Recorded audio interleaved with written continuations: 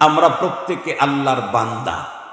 যেই বান্দা তাকওয়ার গুণ অর্জন করতে পারে সে আল্লাহর বান্দা থেকে বন্ধুতে উত্তীর্ণ হয়ে যায়। তো আল্লাহ পাক কি বললেন, আমি তোমাদের জন্য রোজা ফরজ করেছি যাতে করে তোমরা আমার বান্দা আছো, বন্ধু হয়ে যেতে পারো। সুবহানাল্লাহ বলবেন না? এটা নতিজা। সোগরা কোবরা ফালায়া দিলে হদ্দে অসাদ মাঝখান থেকে ফালায়া সোগরা কোবরা মিলাইলে নতিজা বের হয়। রমজানের দ্বারায় মোত্তাকি হওয়া যায়, মোত্তাকিরা আল্লাহর ওলি হয়। তাহলে এখন নতিজা কি হবে? রোজার দ্বারায় আল্লাহর ওলি হওয়া যায়। আপনারা বুঝবেন না, যারা মাদ্রাসা পড়ছে ওরা মানতে করছে ওরা জানে। মুহতারাম হাজিরিন, তাহলে আল্লাহ পাক রব্বুল আলামিন আমাকে তার বন্ধু বানাবার জন্য এই রোজা আমাকে দান করেছেন। বলেন তো দেখি, আল্লাহর বন্ধু হতে কি ইচ্ছে করে? আল্লাহর বন্ধু হলে কি পাওনা আমার, কি লাভ? আরে আল্লাহ, আল্লাহর বন্ধু হলে কি লাভ এটা কি বলার দরকার আছে নাকি? এমনি বোঝা যায়। তারপরে আল্লাহর কোরআন আল্লাহ বলেন, আলা ইন্না আউলিয়া আল্লাহি লা খাউফুন আলাইহিম ওয়া লা হুম ইয়াহজানুন। আল্লাহ পাক বলেন, আমার বন্ধু যারা হবে তাদের দুনিয়াতে এবং আখিরাতে কোনো টেনশন, কোনো ভয় কিছু নাই। কেন? মাল্লাহুল মাওলা ফালাহুল কুল।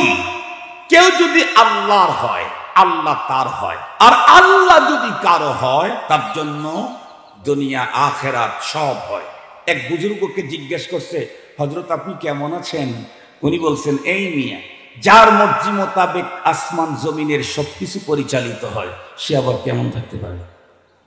এ কথা শুনতেই ওই লোকের মেজাজ বিগড়ে গেছে। হায় হায়, আমরা তো লোকটাকে বুজুর্গ মনে করেছিলাম, এ তো দেখি নেপথ্যে খোদার দাবি করতেছে, এ তো ভয়ঙ্কর অপরাধী।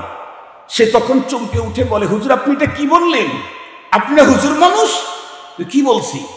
আপনি বললেন যেই লোকের মর্জি মোতাবেক আসমান জমিনের সবকিছু চলে সেই লোক কেমন থাকতে পারে? কি জিজ্ঞেস করো মিয়া, আপনার মর্জি মোতাবেক তামাম দুনিয়া চলে নাকি? আপনি কি খোদাই দাবি করতেছেন?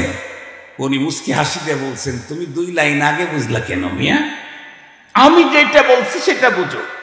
আমি বলছি যার মর্জি মোতাবেক তামাম দুনিয়ার সবকিছু চলে, যার খুশি মোতাবেক, যার চাহিদা মোতাবেক, সেই লোকটা কি কখনো খারাপ থাকতে পারে? না। আমি তো বলি নাই যে আমার মর্জি মোতাবেক চলে, এটা বলি নাই। তো তাহলে আপনারা কেমনে বলবেন?